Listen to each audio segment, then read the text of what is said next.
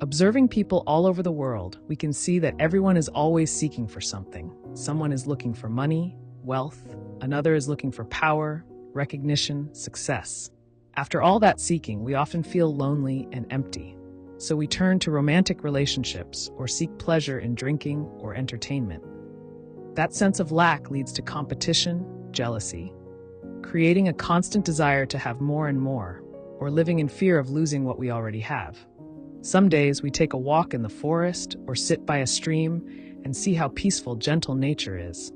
Flowers dancing lightly in the breeze, the cool water of the stream overflowing after a rain, sunlight filtering through the leaves. We see the abundance in nature, always still, always calm.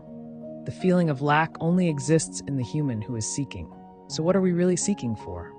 And who is the one seeking? To live, we need very little: clothes, shelter, food. And once those needs are met, what more do we truly need? Surely, a mind that is constantly seeking for more can never truly connect with the perfect life already unfolding around us. Throughout human history, how many people have owned vast lands, properties, kingdoms, but when death came, they could not take any of it with them. What they carried was a constant feeling of lack. Have you ever asked yourself, are all these desires, all this seeking, meaningless? What is it that stops us from ceasing the seek? You see, the world is the way it is today, because most of us desire more. This competition to have more creates wars, conquests, and conflicts. Then, there are those who see the emptiness of the material world. They seek spiritual comfort. In religions, in churches, they seek peace, salvation from gods, or they look for inner peace through spiritual practices. But all those searches are still desires, whether worldly or holy. So what happens when we stop seeking? The answer is nothing happens.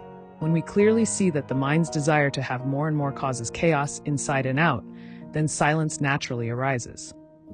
Because the mind is no longer seeking. That is true inner peace, and it is the foundation of peace in the world. That inner peace has always been within each of us. It's always been there. Only because we were too busy seeking, we didn't see it. A story. An old woman was sewing in her room, and she dropped her needle.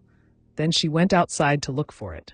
People passed by and asked her what she was looking for. She said, "I'm looking for a needle. I dropped it in the house." They said, "You must be crazy. Why are you looking outside?" The old woman replied, "Why are you looking outside? Yes, why are we seeking for truth out there when what we lost is within?"